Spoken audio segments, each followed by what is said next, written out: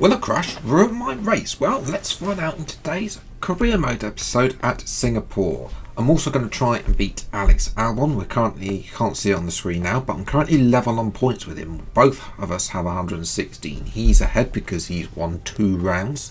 I haven't won any in this career mode so far, so I'll look to try and change that soon, but probably not here at Singapore. R&D wise though, yes. Drag reduction, that would be nice. That unlocks quite a lot.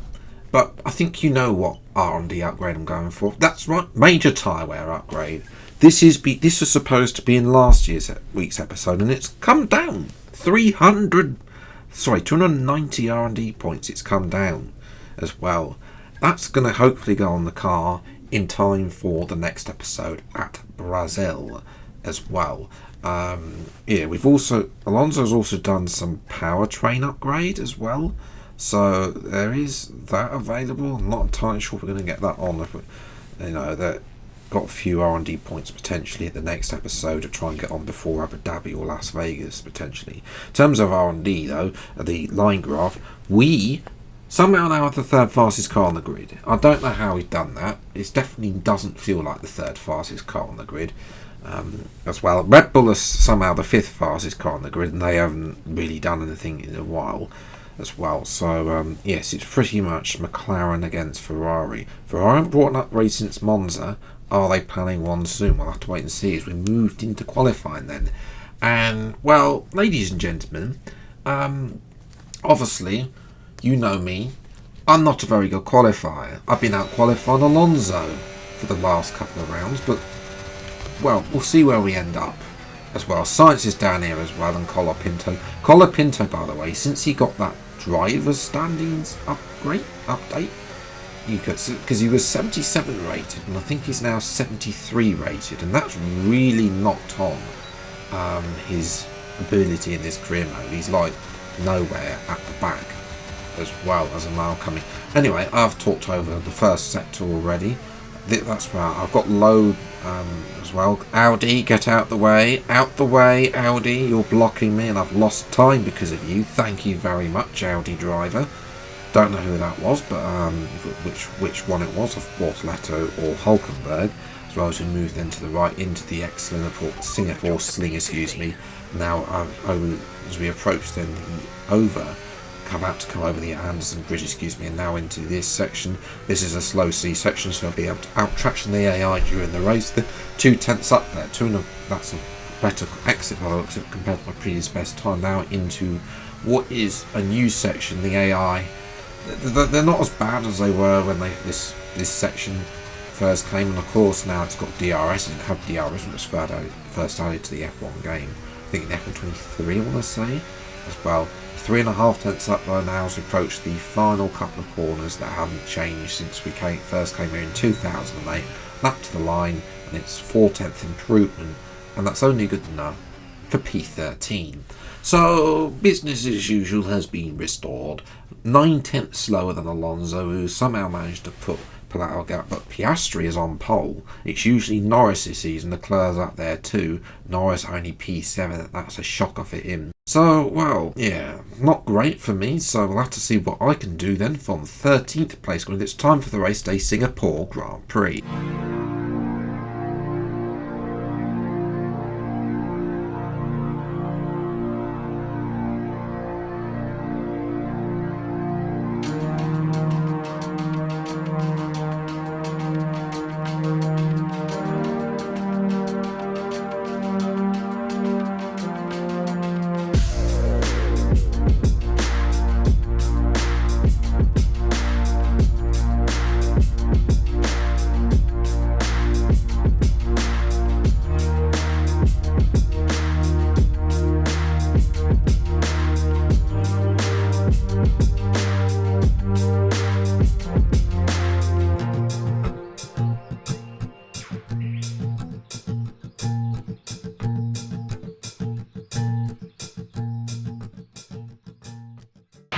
You're going to have to push early on if you want to have any chance of beating your results from last race. Good luck. Those aren't really the words of encouragement that I was looking for, Mark, but never mind. Race strategy is going to be a bit interesting is either going to be medium hard or hard medium really, but really it can go, the seems that it goes halfway as well, so that suggests tyre wear might be a bit lower. I'm going to start on the hards because there is some changes, you know, some people on the mediums.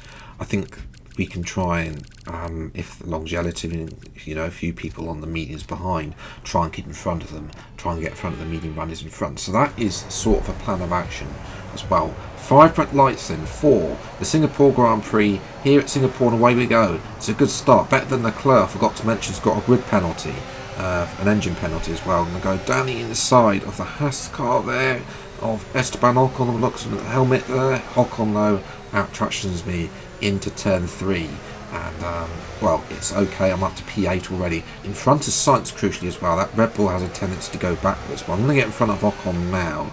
That was just a textbook manoeuvre in Singapore. Can I get Hamilton here as well? He's going very slowly. I know he's on the hards, but I mean, you don't need to go that slowly. Yes, I can as well. Here's a replay. This is just a textbook manoeuvre. Go down the inside, send out the inside, and then try and get in front of Hamilton, who's down the inside. Let the inside open. Thank you very much, Lewis, and I'll take that position up to P6 from P13 already.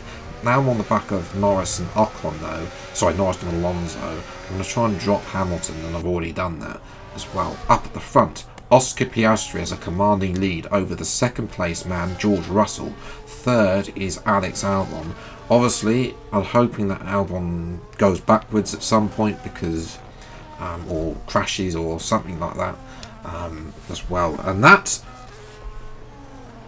Tsunoda has driven into the back of Nico Hülkenberg, ladies and gentlemen. Yeah, it's, and yeah, I mean, they used to do this at Austria as well, but then they cleaned it up, and of course Austria's now become, there's no crashes. I mean, that's the first crash I've seen an AI driver actually do on this game, I think, as well. That's not involved a player crashing them out. Now, in terms of tyres, the AI will be able to get to the end of the race. I know that. I will not be able to get to the end of the race on mediums. I know that the mediums will die. So I am. This is going. I think this is going to ruin my race, personally speaking. But it does mean that I will now have the lead from Oscar Piastri. Everybody else has come into the pits as well for a set of either new hard. If I started mediums, the hards would, I think, could make it to the end, but the mediums definitely not. So I'm going to carry on as well and take the lead and start running away now. Look, they're only on a low wear percentage anyway. Fingers crossed somebody else causes another safety car, but that is the first safety car we've had in a while. It's a good restart as well. And Sainz has lost out on DRS already, as well as Ocon then goes round the outside of the Red Bull driver, and Ocon in the Haas is now up another position. I'm trying to reach that gap so I can sort of slot into what will be P5. Potentially I might make a pit stop. That's fingers crossed that they battle a lot. There is a gap growing there between Hamilton and Ocon, but of course Ocon, yeah, there was contact between, there was contact between Sainz and Ocon, and Sainz has comfortably got past it. Norris is down there, and Norris and Leclerc are down there too, so Norris is not having the great time of it, and Leclerc has decided, you know what, I'm going to get in as well. I'm going to get in front of Ocon here. In the front of the Anderson Bridge, ladies and gentlemen. Rare to see an overtake there, but cannot be serious. Okay, there's a fault with the DRS. You will not be able to open the rear wing. We're working on a fix. Stay out for now. Too late, Mark. I'm already in the pit lane, as well as what's happened to Russell there on the mini map? His turquoise dot is going a bit slowly, and yeah, that is weird. Oh, he's been overtaken by Albon, annoyingly, Alonso and Hamilton as well. Let's have a replay on board. So obviously I'm coming into the pits, and then yeah, not too sure. It just slows down there.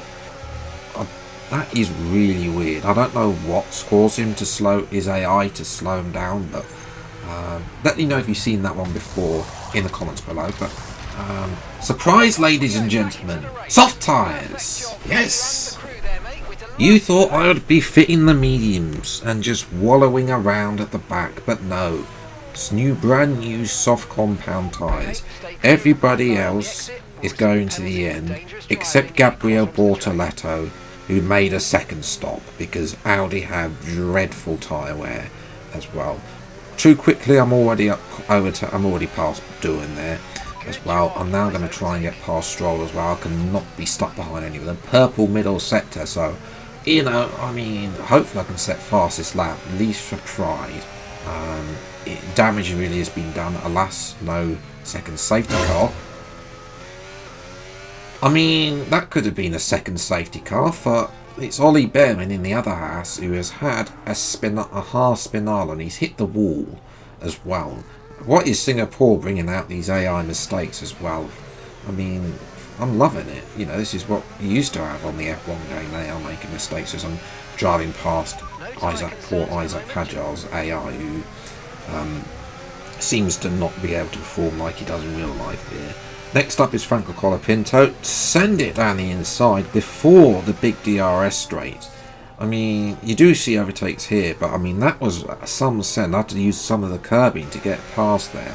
Next up is Pierre Gasly. Can I go down the inside? No, I'll go around the outside instead. Thank you very much. I'll get the traction up to P11. So I'm going to try and get some points here. It's probably not going to be many though, and recover.